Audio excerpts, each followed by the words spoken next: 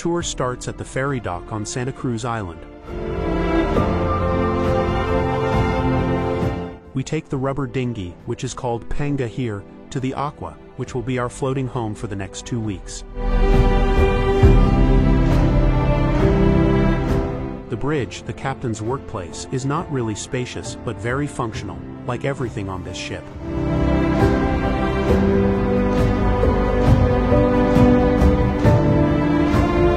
In our cabin on the upper deck, we have a bunk bed and a private bathroom with shower and toilet.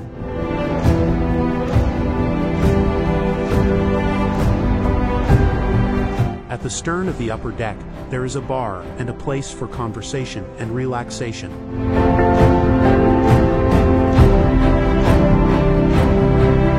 The diving deck, the most important area for a total of 18 divers and their complete equipment, which is put on and taken off here before and after the dives.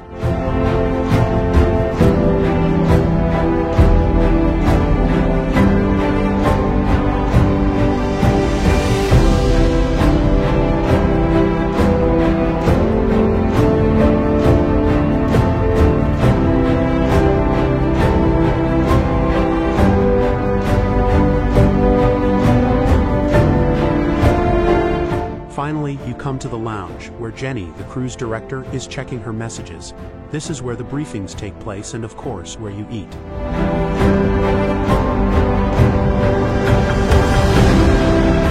The first frigate birds are already waiting for us on the sun deck. Later we visit their breeding colony on North Seymour Island. Some of the male birds show off their scarlet inflated throat pouches, which they use for their spectacular courtship displays. Blue-footed boobies also nest here. The young birds often look very funny with their fluffy plumage.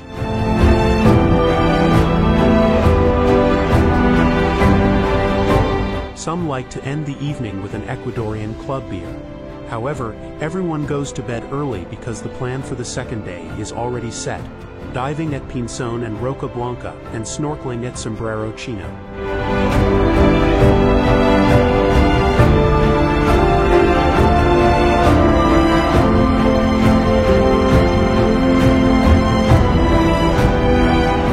Pinzon, a seahorse and an octopus are the highlights of the dive.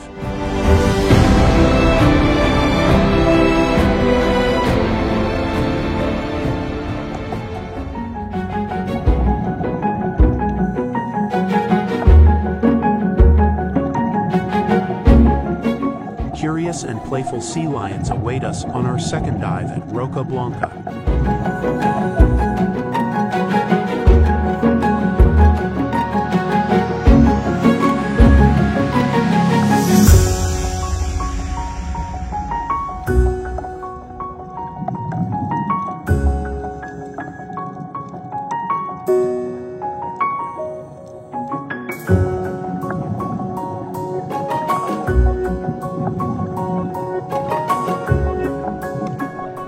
They like to interact with people. Here one of the divers is trying to teach a sea lion some tricks, but it's probably the other way around.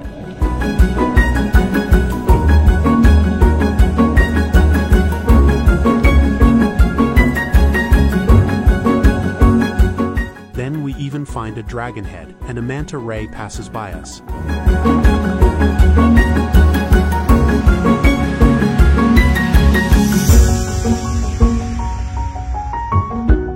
While snorkeling at Sombrero Chino, we discover a penguin on land.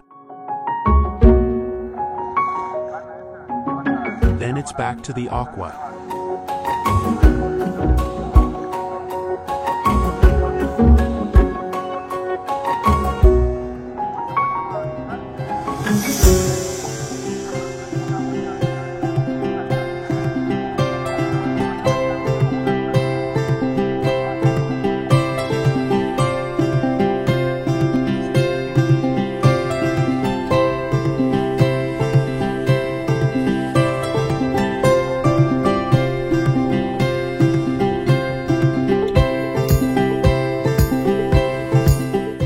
Go ashore at Sombrero Chino, we meet our sea lions again. Here too they have little fear of contact with people.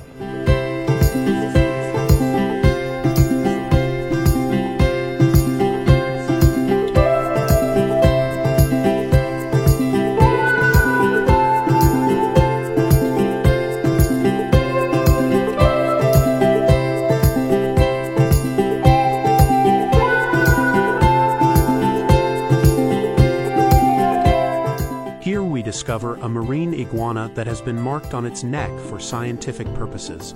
It arouses the particular interest of the photographers. A Sally Lightfoot crab bids us farewell to this eventful day. Tomorrow we continue to Cabo Marshall on Isla Isabela, which is known for manta and mobula rays.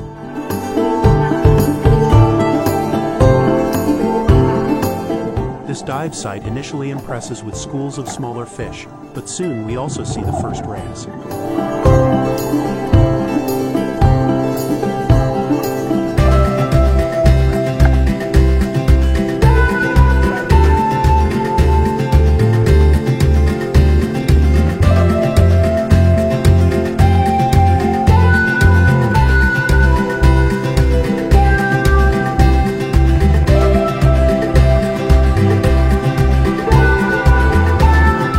Dive with a school of young barracudas and a curious giant puffer fish.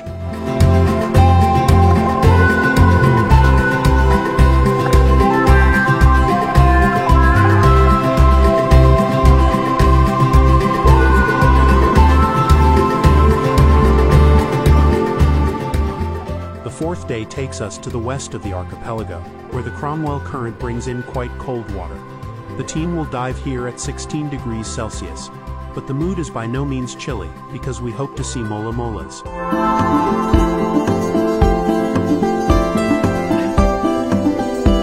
Because of the low temperatures, there are a lot of nutrients, plankton, in the water, so visibility is rather poor.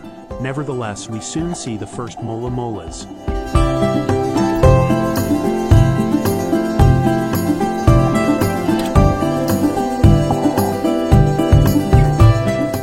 The largest bony fish in the world, and can grow up to 3.3 meters long and weigh up to 2.3 tons. Despite their enormous size, they are rather slow swimmers.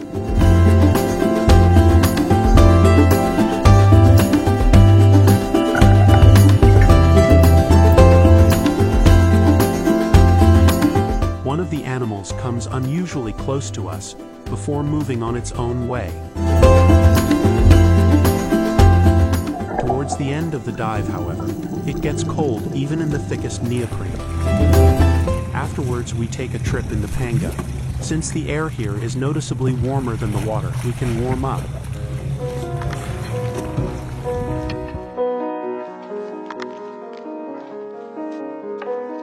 The coast here features exciting geological formations that are of course volcanic origin.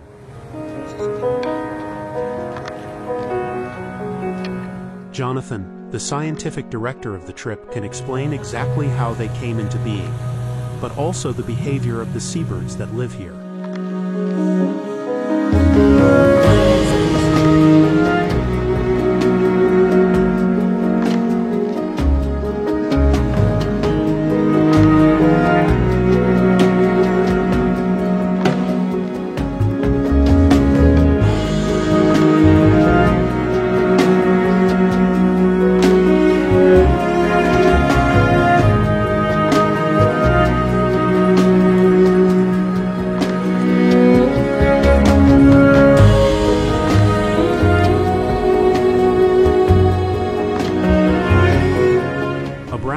Perches on a pelican and tries to steal some of its prey.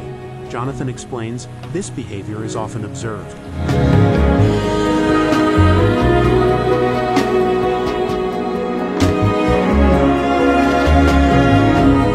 The briefing for Roca Redonda is taking place here. The dive has only a few highlights. At least we see the first hammerhead shark of the tour. It would not be the only one.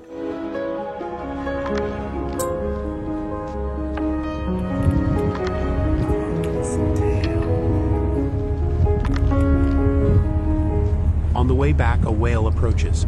The day ends with a wonderful sunset.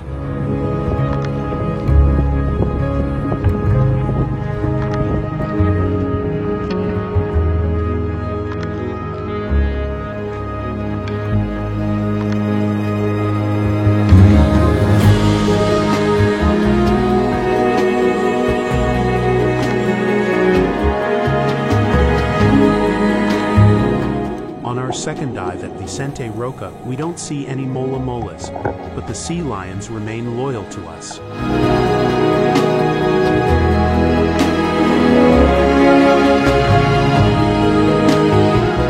On the next attempt we find smaller sea creatures, such as the Galapagos bullhead shark, a scorpionfish and a Panamanian horse clam.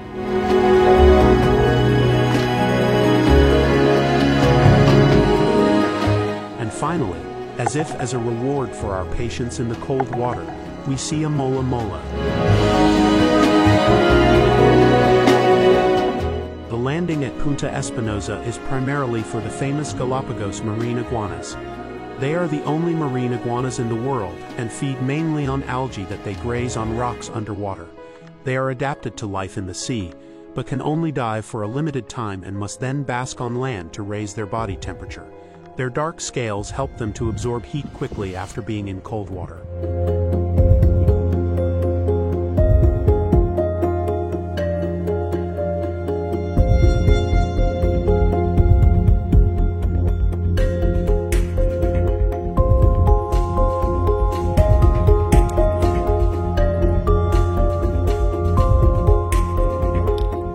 Because they ingest a lot of salt water when eating algae in the sea, they use special glands in their nose to concentrate the salt and then excrete it through forceful sneezing.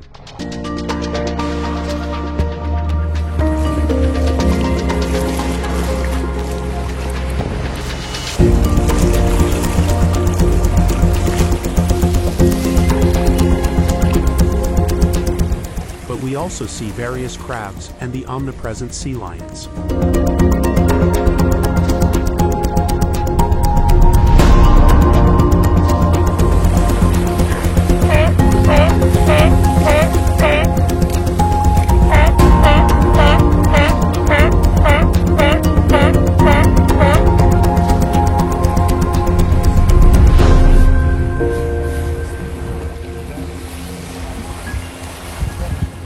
Flightless cormorants, which have also completely switched to fishing by diving, dry their feathers in the sun.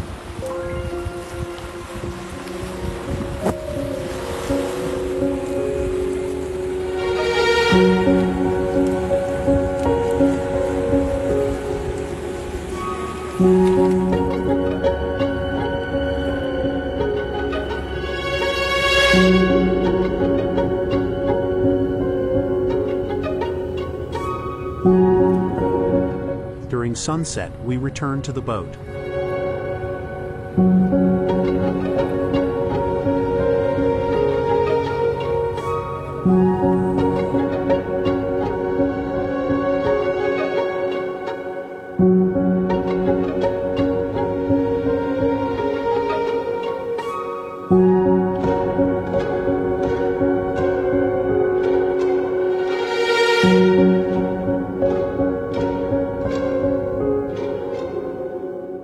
At Caleta Tagus, we first go ashore and climb to a viewing point, followed by a trip on the Panga.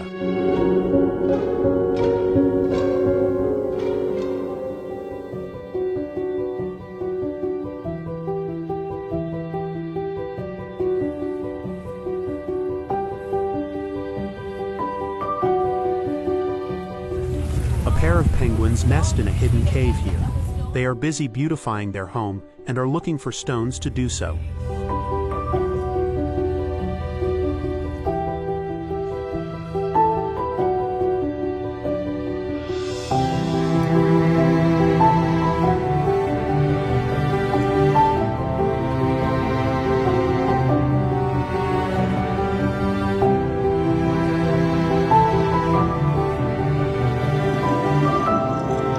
On the first dive at Cabo Douglas, we see the grazing sea iguanas.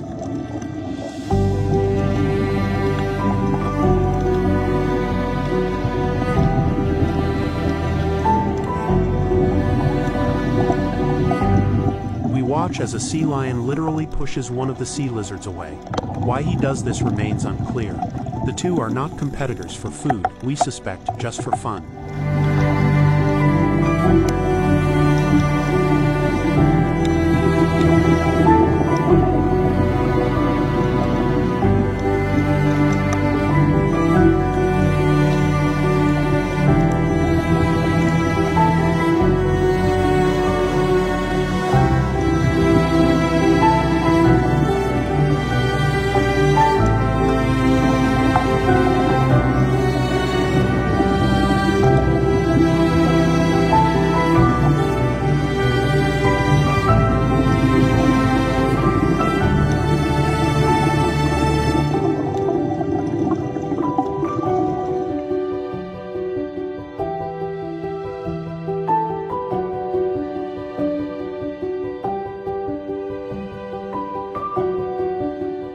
On the second dive, we see some rays and the Darwin's bat seahorse. With its long nose, big eyes, and big lips, it almost looks like a cartoon character.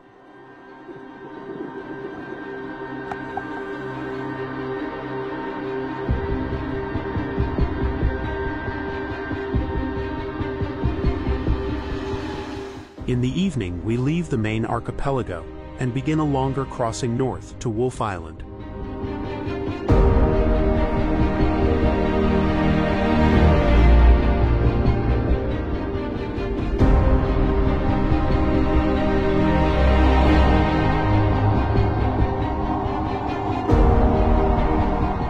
Just like Darwin Island, it is a large rock in the middle of the Pacific Ocean. We have to expect strong currents here, but fortunately also warmer water temperatures due to the Panama Current.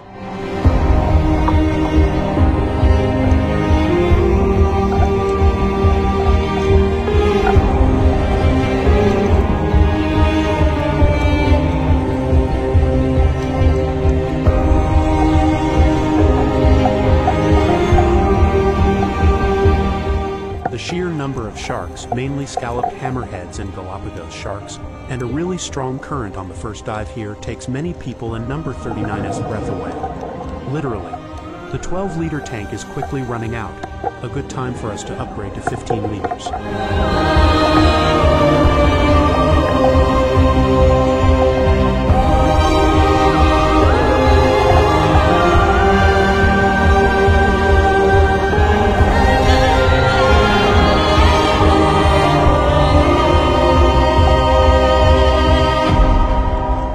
Anyone who still has the zero-touch policy from the Red Sea or other diving spots in the world in mind will have to think again quickly. Without clinging to a rock, you are lost here. Jenny is happy to point out to us that we should only use rocks as handholds and not the corals, which are rather rare here.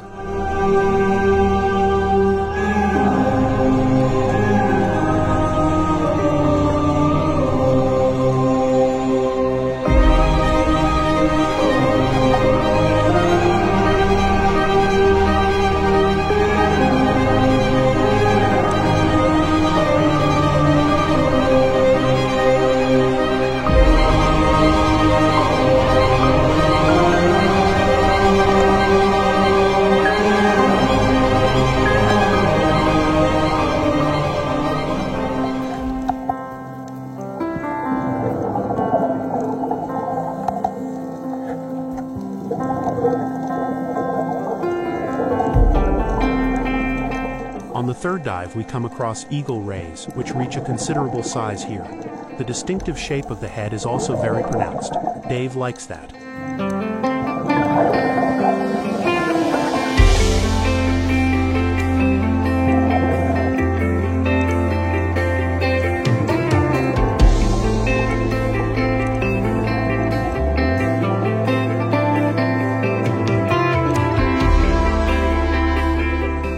This dive also doesn't end without seeing hammerhead sharks. The next day we stay at Wolf Island to do 3 more dives here.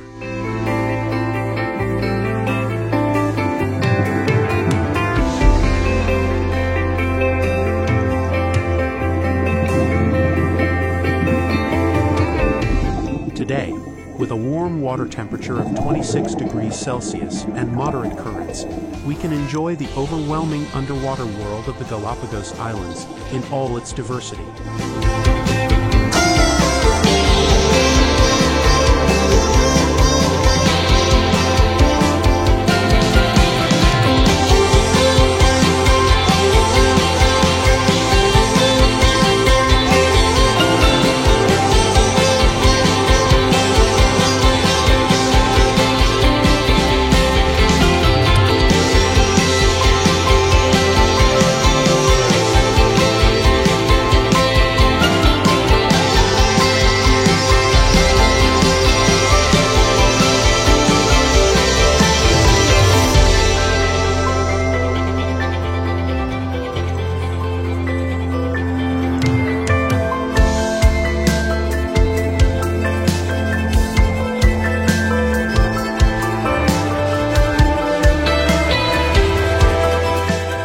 We notice that almost all hammerhead sharks have skin wounds. Jonathan explains why. 98% are females. during mating, the male bites the female to hold her. This is probably why they are found here in such large numbers, because they let the cleaner fish treat their wounds and remove parasites.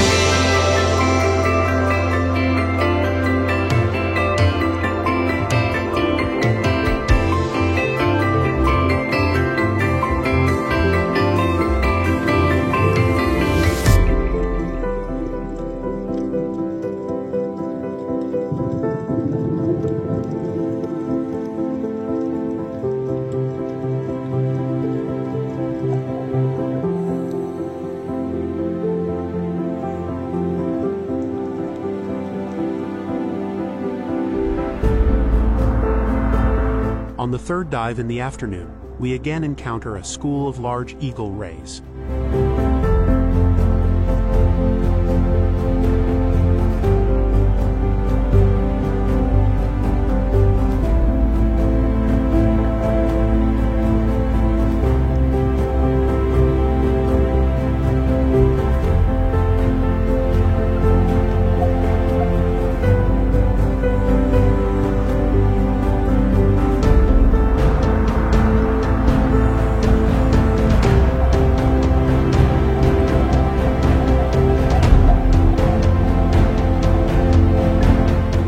The rays swim majestically and calmly along their paths, and do not seem to be disturbed at all by the divers.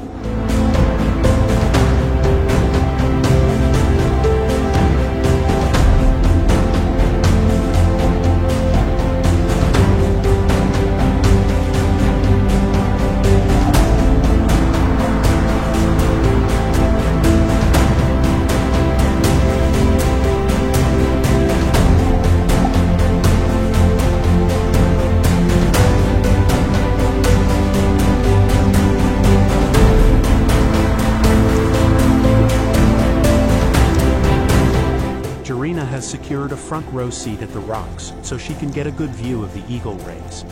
The air bubbles show that we have a serious current here too. She doesn't even notice that one of the really big rays is swimming past behind her.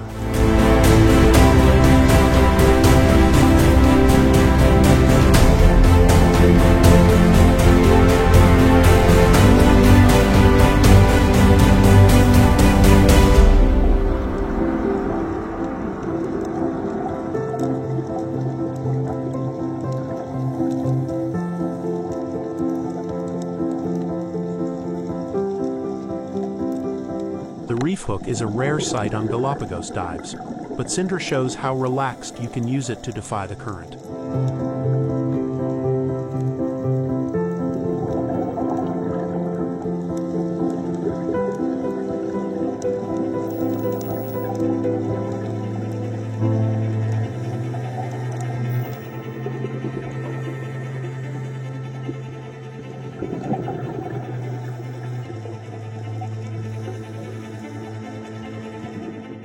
At the end of this day, the Aqua starts the short crossing to Darwin Island, where we will spend the next 4 days.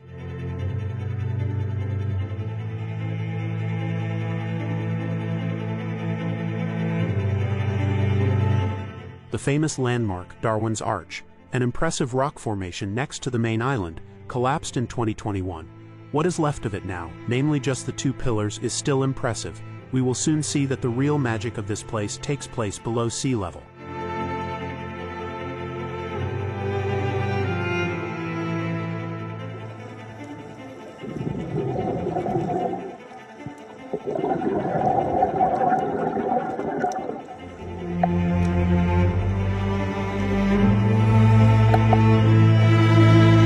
There There is a good chance of seeing a whale shark here, but it quickly becomes clear. It is a game of patience. It is not without reason that we stay here for 4 days and do 12 dives. During the first 2 of these, we can enjoy the wonderful underwater world. But no whale shark crosses our path.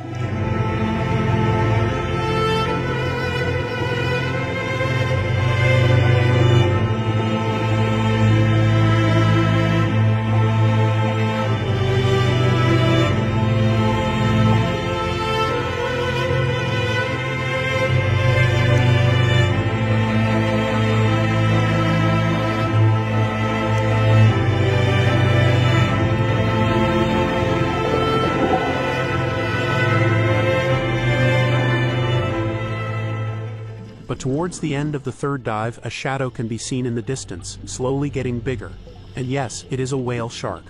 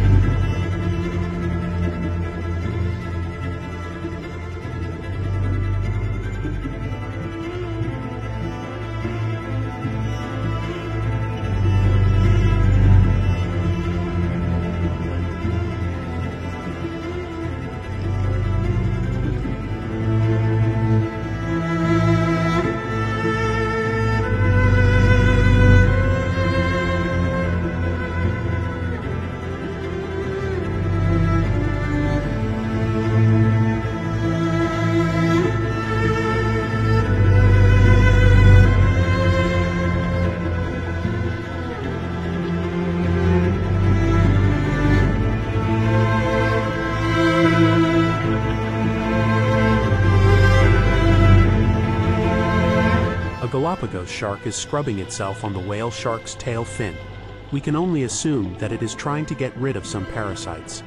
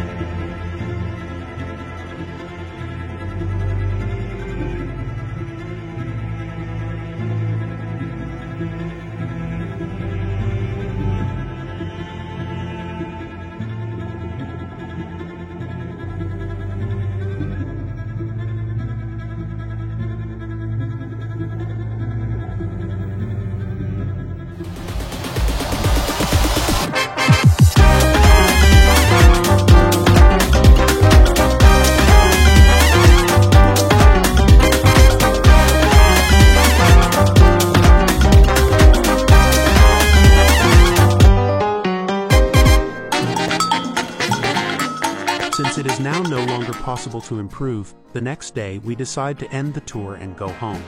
No, that was just fun.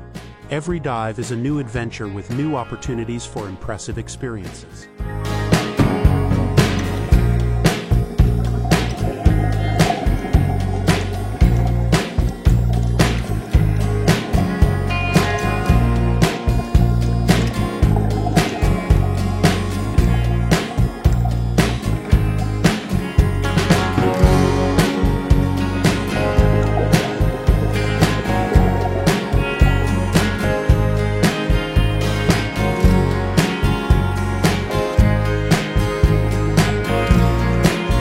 The very next morning, a stately sea lion makes his presence known, swims close to the divers and makes it clear, "I'm still here."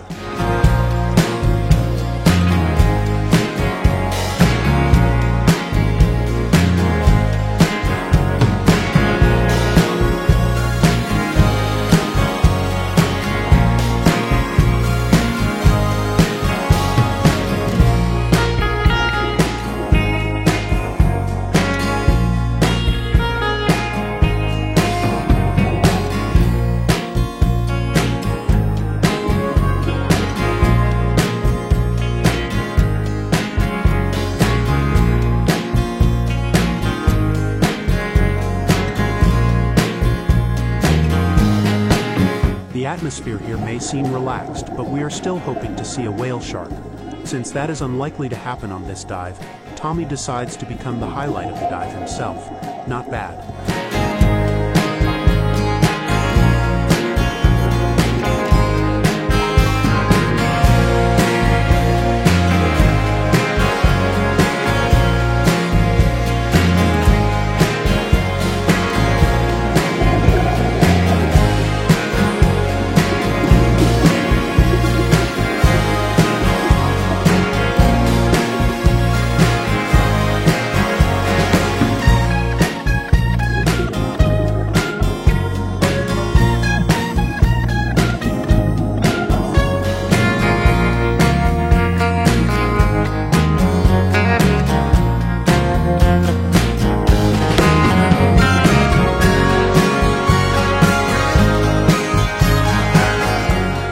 The last day in Darwin has arrived.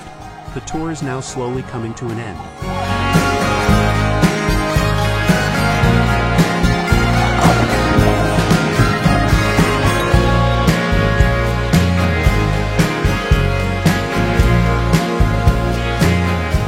The group therefore continues to enjoy the underwater world to the fullest.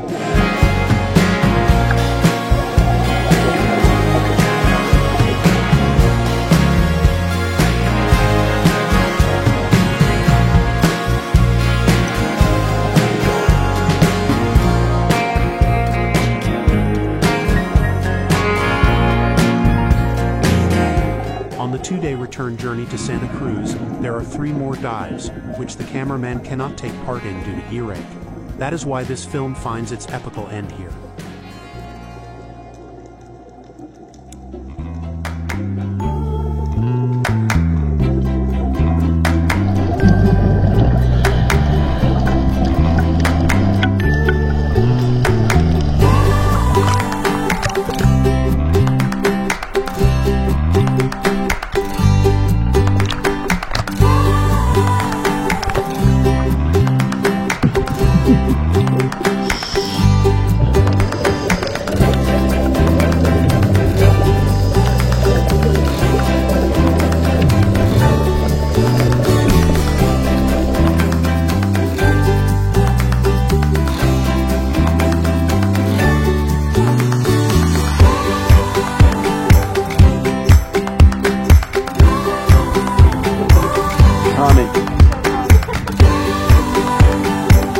Is that an ostrich?